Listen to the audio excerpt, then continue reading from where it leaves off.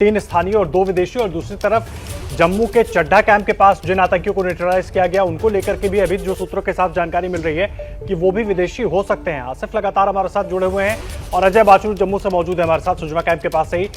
अजय, मैं आपका रुख कर रहा हूं, कुछ और अपडेट मिल पाया है?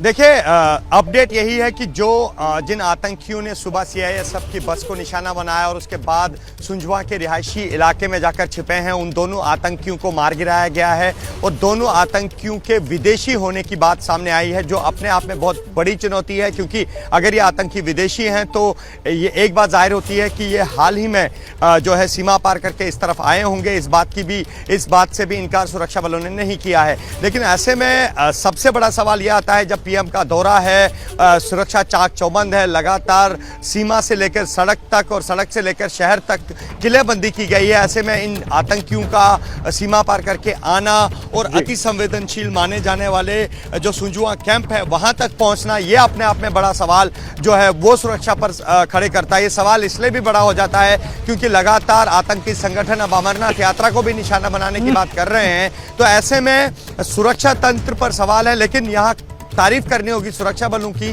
कि जिन्होंने इस आतंकी हमले को न केवल आतंकियों को अपने मंसूबों तक पहुंचने से पहले ही रोका, बल्कि दोनों आतंकियों को मार गिराया। अभी भी इलाके में सर्च ऑपरेशन जारी है। दोनों जो आतंकी मारे गए हैं उनकी डेड बॉडीज को रिट्रीव कर लिया गया है। दोनों की डेड बॉडीज मिल गई हैं और अब लगातार पूरे इलाके को खंगाला जा रहा है, पूरे इलाके का चप्पा चप्पा खंगाला जा रहा है, ताकि इन आतंकियों ने कहीं कुछ बारूद न छुपाया हो, उस बात को भी सुनिश्चित कर लिया गया है और लगातार अब पूरे इलाके में सर्च ऑपरेशन चल रहा है।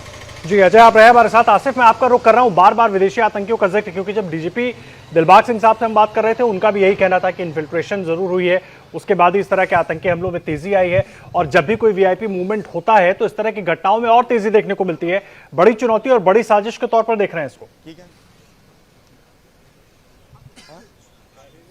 आदर्श, देखिए, पिछले महीने जम्मू कश्मीर पुलिस और सुरक्षा एजेंसियों की तरफ से जो जानकारी साझा की गई थी उसमें 170 के करीब मिलिटेंट्स के सक्रिय होने की खबर बोली गई थी, जिसमें तकरीबन 85 या 87 के विदेशी होने की बात कही गई थी। लेकिन उसके साथ ही जैसे ही मौसम में सुधार हुआ है, गर्मी होने को आई, बर्फ पिघलने लगी, उसके साथ ही सरहद पार से एक बार फिर से घुसपैठ की खबरें भी आने लगी। लॉन्च पैड्स पर मिलिटेंट्स के होने की खबरें और घुसपैठ की कई कोशिशें भी हुई है और खुफिया एजेंसियों ने यह साफ कर दिया है कि आने वाले दिनों में बड़ी संख्या में एक बार फिर से विदेशी मिलिटेंट कश्मीर घाटी की तरफ रुख करेंगे, क्योंकि जो इनपुट्स मिले हैं कि अफगानिस्तान से लौटने वाले जो पाकिस्तानी मिलिटेंट्स हैं उनको अब कश्मीर भेजने की तैयारी है।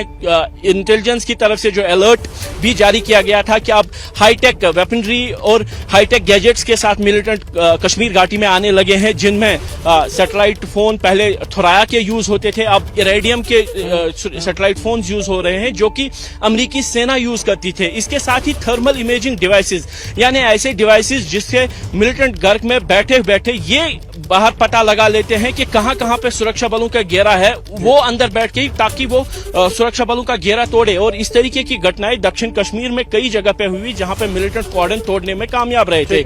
यानी जो मौसम में सुधार के साथ सरहदों पर हलचल तेज होगी, वो भी आशंका जताई गई है। बड़ी संख्या में विदेशी मिलिटेंट कश्मीर घाटी की तरफ आएंगे, इस बात की भी शंकाएं जताई जा रही हैं। और फिलहाल जो बारामूला में अभी मुठभेड़ चल रही है, जिस तरीके से ये मुठभेड़ लंबी खींचती जा रही है, सुरक्षा बल जिस तरीके से मिलिटेंट्स को कॉर्नर करने की कोशिश कर रहे हैं, लगातार यही माना जा रहा है कि ये हो सकता है कि वही विदेशी मिलिटेंट्स की एक खेप हो सकती है, नए जो इन्फिल्ट्रेट करके कश्मीर घाटी की तरफ आए हैं और यहाँ पे उन्हीं के खिलाफ को न्यूट्रलाइज कर दिया गया है और अभी भी एनकाउंटर वहां पर जारी है। कुछ और आतंकी भी वहां पर छुपे हो सकते हैं और जम्मू में भी सुजवा कैंप के पास भी 2 आतंकी जो छुपे थे उनको भी ढेर कर दिया गया।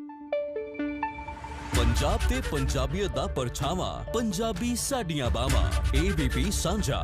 हुण देखो अपने टीवी स्क्रीन ते टाटा प्ले चैनल नंबर 1929 ते। एबीपी सांझा देखण लई अपने केबल ऑपरेटर नु अज ही संपर्क करो। एबीपी सांझा, जोश, जज्बा, जुनून।